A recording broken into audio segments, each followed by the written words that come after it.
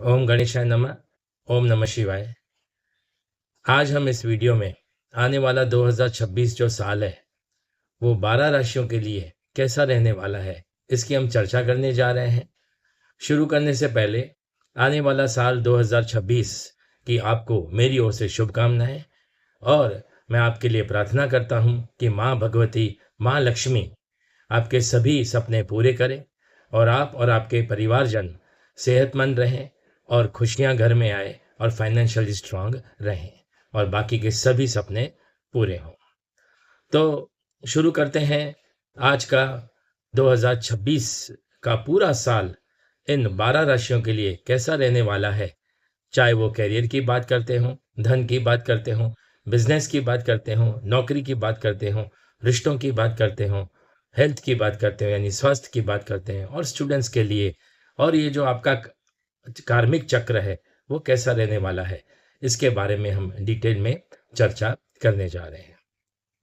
शुरू करने से पहले, आगे बढ़ने से पहले मैं आपसे एक निवेदन करूंगा कि अगर अभी तक आपने मेरा ये चैनल एस्ट्रो गुरु पिंकेश सब्सक्राइब नहीं किया है तो कृपया सब्सक्राइब कर लीजिए और बेल आइकन भी अवश्य दबाएं ताकि इस तरह के वीडियोस आपको समय सर मिलते रहें और आपकी ज़िंदगी और आसान बने।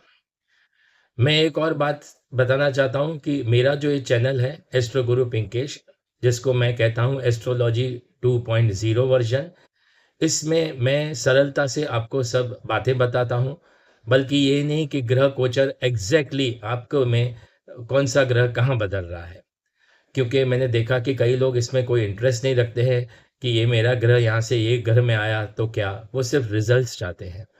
जैसे कि हम लोग डॉक्टर के पास जाते हैं तो हम अपनी तकलीफ़ें बताते हैं और डॉक्टर उसके हिसाब से दवा लिख के प्रिस्क्राइब कर देता है और सावधानियां भी बता देता है। हम उसको फॉलो करते हैं तो हम ठीक हो जाते हैं। डॉक्टर ये नहीं बताता कि उसने इस बीमारी के बारे में क्या पढ़ा था और जो दवा थी वो दवा अंदर जाके ब्लड में मिलके क्या काम करने वाली है।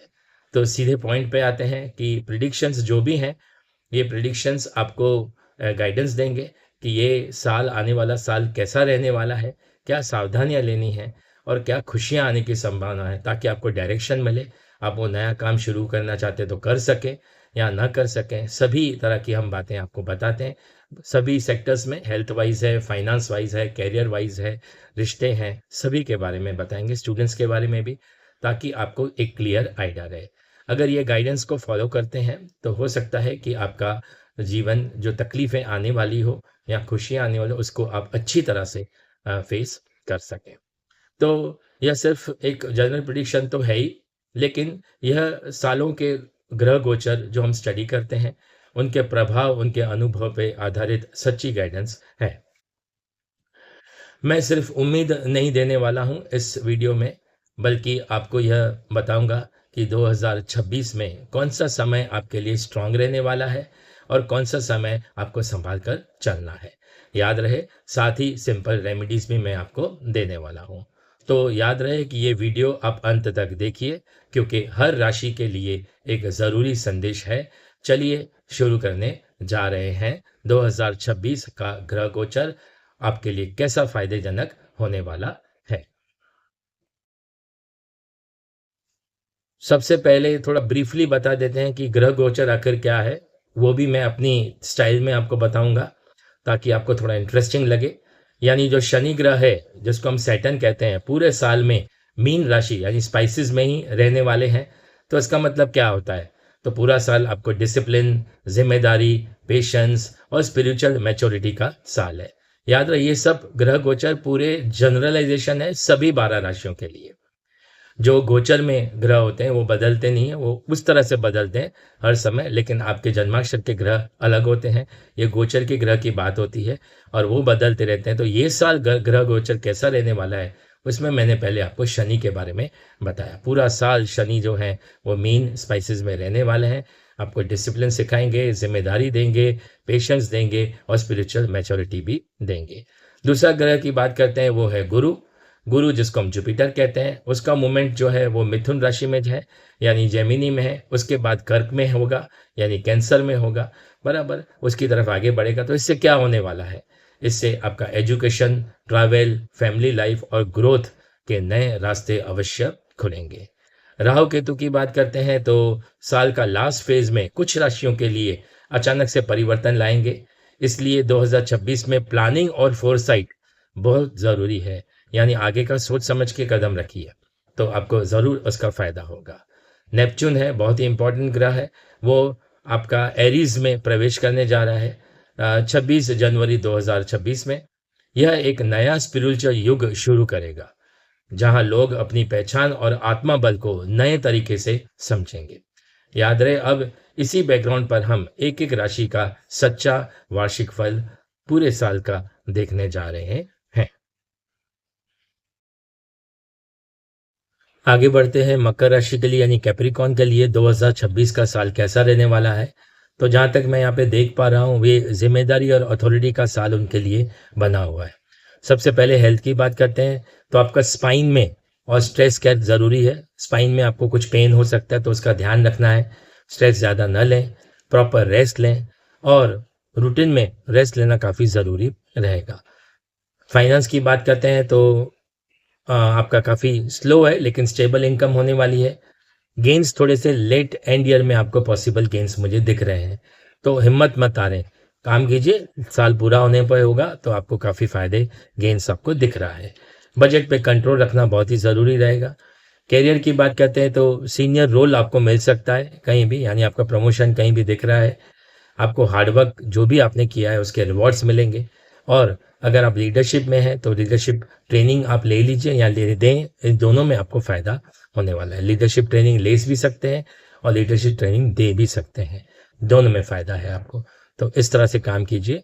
बिजनेस की बात करते हैं तो आपका सिस्टम बिल्टअप होने वाला है, जिसमें आपको सिस्टम की रिक्वायरमेंट है वो काफ़ी बिल्टअप होगा, तो उस पर ध्यान दीजिए। सडन चांस लेट ईयर में ये सब होने वाला है और रिस्क जो है वो अवॉइड करें जहाँ भी आपको रिस्क फैक्टर दिख रहा है। तो रिलेशनशिप की बात करते हैं तो इमोशनल ओपननेस आपको रखना पड़ेगा, यानी खुल के बात करें। इमोशनली आपको आपका माइंड सेट ओपन रखना पड़ेगा। फैमिली में आपको इस साल अच्छा सपोर्ट मिलने वाला है अगर आपको कहीं रिक्वायरमेंट है तो। मैरिज लाइफ आपकी स्टडी लाइफ है, इसमें कोई भी टेंशन नहीं है। स्टूडेंट्स की बात करते हैं तो टेक्निकल फील्ड्स वाले जो भी बच्चे हैं उनका काफ़ी अच्छा समय ये जाएगा। ये पूरा साल डिसिप्लिन रखेंगे तो काफ़ी सक्सेस मिलने वाला है, ये भी श्योर है। और लॉन्ग स्टडी अवर्स रखें, जब पढ़ाई करते हैं तो थोड़ा सा लेट अवर्स मतलब लॉन्ग अवर्स रखें।